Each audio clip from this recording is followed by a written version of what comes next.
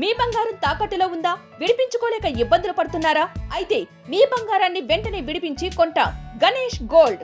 మీరు సంప్రదించాల్సిన ఫోన్ నంబర్లు 9160-266-916, 8712619507.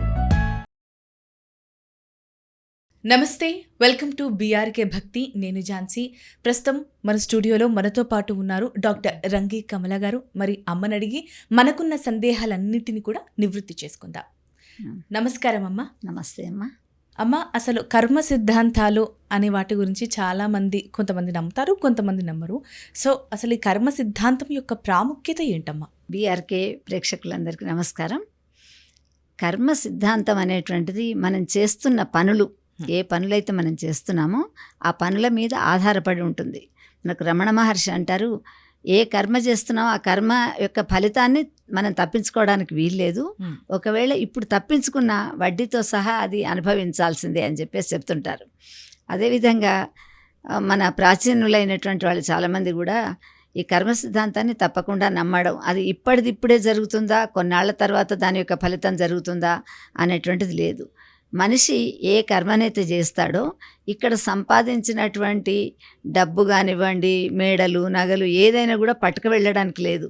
ఏది తీసుకొని వెళ్తాడు అంటే చేసినటువంటి కర్మ యొక్క ఫలితాన్ని తీసుకొని వెళ్తాడు. వెళ్ళేప్పుడు పాపం పుణ్యం అని చెప్పేసి రెండు ఉంటాయి. పాపకర్మ, పుణ్యకర్మ అని చెప్పేసి.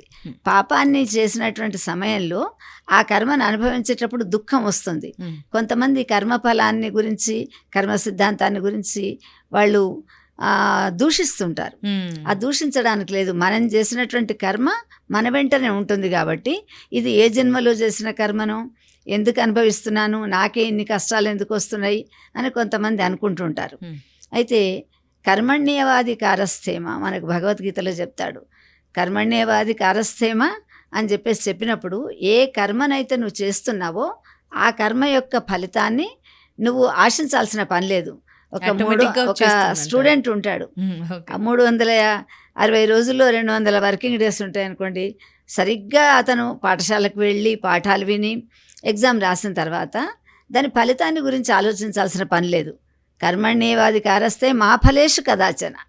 ఫలాన్ని గురించి నువ్వు ఆలోచించకు. ఫలం ఎక్కడ ఉంటుంది? మనం చేస్తున్న కర్మలన్నీ ఇక్కడ ఉంటాయి. మోక్షం అనేటువంటిది మన కర్మ, మన మోక్షాన్ని చూడడానికి వెళ్ళడానికి లేదు.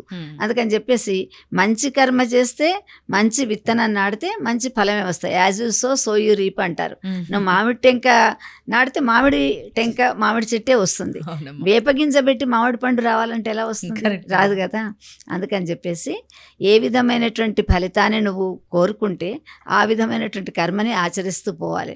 కానీ మానవ సహజం, కొన్ని మంచి కర్మలు చేస్తారు, కొన్ని అనుకోకుండా దుష్కర్మలు కూడా చేస్తుంటారు. తెలిసి తెలియకుండా చేసినటువంటి సమయంలో ఆ కర్మ యొక్క ఫలితాన్ని ఎవరు అనుభవిస్తున్నారు అని చెప్పేసి అంటే రాజపాపం పురోహిత అని చెప్పేసి అంటారు. తల్లిదండ్రులు చేసినటువంటి పాపపుణ్యాలు ఉంటాయి, అవి కొంతమంది పిల్లలకు తగులుతుంటాయి. పిల్లలకు చదువులు రాకపోవడం, పెళ్ళిళ్ళు కాకపోవడం, వచ్చిన మంచి భార్య రాకపోవడం, ఇలాంటివి ఎందుకు వస్తున్నాయి అని చెప్పేసి అంటే వీళ్ళు అత్తమ్మ వాళ్ళకు చేయడం లేదు.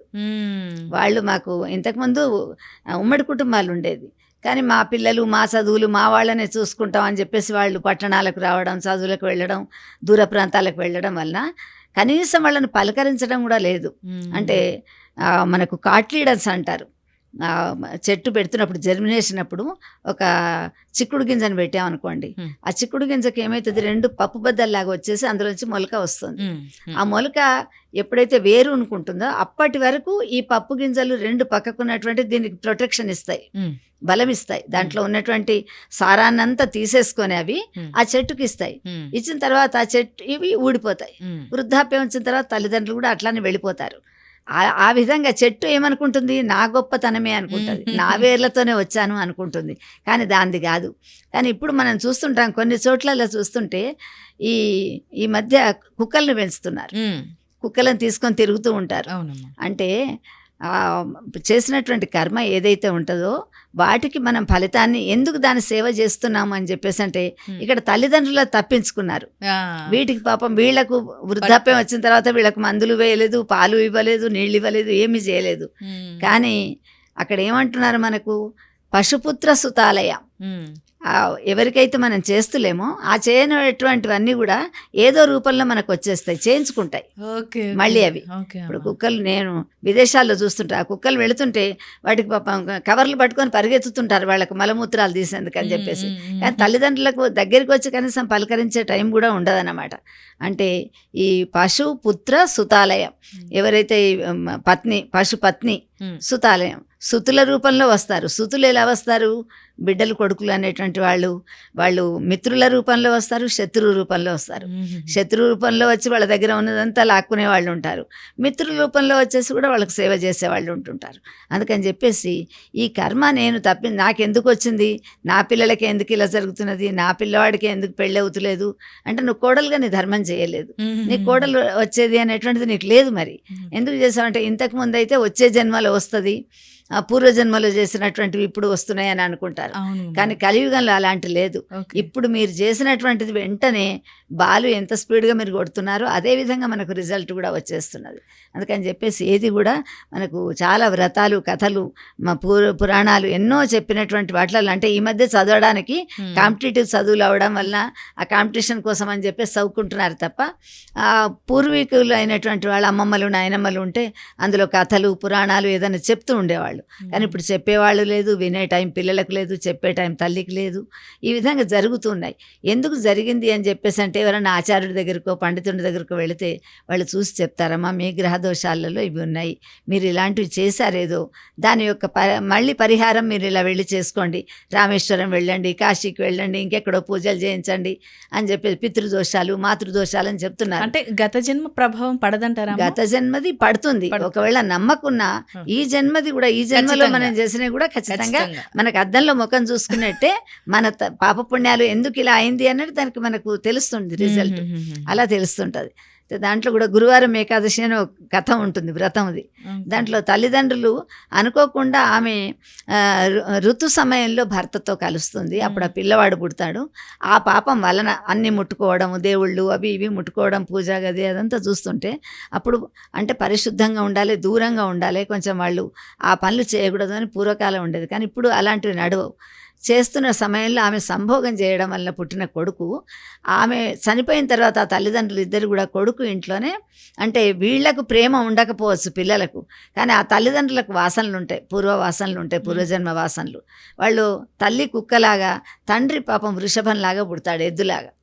పుట్టేసరికి ఆ తండ్రికి ఆ రోజు అతను తిథి కార్యం అని చెప్పేసి తద్దినం పెడుతుంటే పైన దూలం నుంచి ఒక పాము పోతూ అది విషాన్ని పాయసంలో చిమ్ముతుంది. ఆ కుక్క చూస్తుంది, పాపం కుక్క తల్లిలాగా ఉంది కదా, వృషభం ఎద్దేమో పొలానికి వెళ్ళిపోతుంది దున్నడానికి. అది వచ్చేసి అందులో ఉన్నటువంటి ఆ పాయసాన్ని ఆ పాయసాన్ని ముట్టినట్టు చేస్తుంది. ఎందుకంటే చేస్తే ఆ కోడలు వడ్డించదు, లేకుంటే బ్రహ్మహత్య పాతకం, బ్రాహ్మణులు వస్తే వడ్డిస్తారని చెప్పేసి. అప్పుడు వచ్చి బాగా కొడతాడనమాట. ఆ కోడలు పొయ్యిల చెక్క తీసేసి కట్టెల దాంతో తీసి కొడుతుంది. కొట్టేసరికి అది బాగా ములుగుతూ పాపం బాధపడుతూ ఉండేసరికి ఈ భార్యాభర్తలకు పూర్వజన్మ వాసనలు తెలుసు వాళ్ళకు. ఆ ఎద్దు వచ్చేసి అడుగుతుంది, ఏంటే నువ్వు ఎందుకు ఇవాళ బాగా ములుగుతున్నావు, అంత బాధగా ఉన్నావు అంటే, నేను వాళ్ళ కోసమే చేశానయ్యా, కానీ వాళ్ళకి అర్థం కాలేదు, బ్రాహ్మణులకు పెడతారని చెప్పేసి ఆ పాయసాన్ని గతికినట్టు చేశాను, అది పడబోసి వేరేది వండి పెట్టిందామే, లేకుంటే బ్రాహ్మణులు చనిపోయేవాళ్ళు కదా అని అంటుంది. నాకు కూడా ఒళ్ళంతా దున్ని పొలం అంతా బాగా నొప్పులుగా ఉంది, నాకు ఇలా ఉంది అని చెప్పేసి అంటే, వీళ్ళు మనుష్య భాషల్లో మాట్లాడుకున్నటువంటి మాటలు ఆ కొడుకు వింటాడు పాలు పిండుతూ. విని అయ్యో మా తల్లిదండ్రులు ఇలా వచ్చారు, చనిపోయినారని చెప్పేసి వాళ్ళకు శ్రద్ధకర్మ చేశాను, ఉన్నవాటికి నేను తిండి పెట్టలేదు అని చెప్పేసి బాధపడుతుంటాడు. అందుకని ఏదో ఒక రూపంలో మన ఇంట్లో మళ్ళీ ఆ విధంగా ఆ జంతువుల రూపంలో వాటి రూపంలో వచ్చి వాళ్ళ రుణం తీసుకొని వెళ్ళిపోతుంది. అంటే లెక్కన ఏది జరిగినా ఏది మన జీవితంలోకి వచ్చినా ఒక కారణం ఉంటుంది, తప్పకుండా ఉంటుందమ్మా. కార్యకారణాలు అని చెప్పేసి అంటారు. ఈ కర్మ సిద్ధాంతం కూడా మనం వెళుతున్నటువంటి పాపం చేస్తే పాపకర్మ దుఃఖాన్ని అనుభవించాల్సిందే, పుణ్యం చేస్తే పుణ్యకర్మను కూడా ఆ సుఖాలను కూడా అనుభవిస్తుంటారు.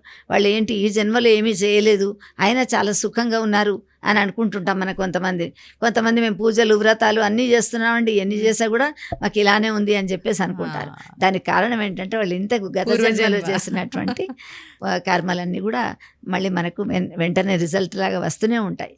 అది మన గొప్పతనం అని చెప్పేసి అనుకుంటాం, కానీ దాని వెనుక ఉన్నది కర్మ సిద్ధాంతం తప్పకుండా. అందుకని ఈ కర్మ సిద్ధాంతాన్ని నమ్మాల్సిందే. మిగతా దేశాల వాళ్ళు కూడా ఇప్పుడిప్పుడు నమ్ముతున్నారు. ఇంతకుముందు అంటే భారతదేశం అన్నిటికీ కూడా ఒక దేవాలయం లాంటిది. మన దగ్గర మిగతా దేశాలలో కొన్ని $1,000 మిలియన్లు సంపాదించుకోవచ్చు, కానీ దశావతారాలు ఇక్కడే పుట్టి పెరిగి తిరిగినటువంటిది. మరి ఒక్క అవతారం కూడా అక్కడికి వెళ్ళలేదు కదా. మొన్నటి సత్యసాయిబాబా దగ్గరికి కూడా 180 మంది దేశాల వాళ్ళు వచ్చారు ఇక్కడికి. ఆయన ఏ దేశం వెళ్ళలేదు, కానీ ఇక్కడికి వచ్చారు. అంటే మన కళ్ళ ముందర కనిపించింది. ఎందుకంటే మనకు రాముడి కాలం కృష్ణుడి కాలం మనం చూడలేదు, కానీ మరి ఆ దేశాలు గొప్పవే కదా. అక్కడ ఉన్నటువంటి దేశాలలో మట్టి ఉండదు, అక్కడ దుమ్ము ఉండదు, దుమారం ఏది ఉండదు, చక్కగా ఉంటుంది. అలాంటి వాటిలో మరి దేవుడు ఉండొచ్చు కదా, అక్కడ పుట్టలేదు. మరి మొత్తం దశావతారాలు మన దగ్గరే పుట్టినాయి, మన దగ్గరికి అందరు వస్తున్నారు. ఇప్పుడు అన్ని దేశాలు కూడా ఈ దేశం కిందికే వస్తాయి అని చెప్పేసి అంటున్నారు. అది ఎప్పటి నుండో అంటున్నారు, ఇప్పుడు మనకు కనిపిస్తున్నది.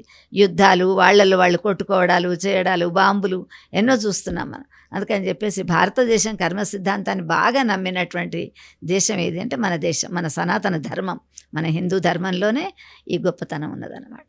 ఓకే అమ్మా, కర్మ సిద్ధాంతాల గురించి, వాటిపై మనం పెట్టుకోవాల్సిన నమ్మకాల గురించి కూడా చక్కటి వివరణ ఇచ్చారమ్మా. ధన్యవాదాలు. నమస్కారం.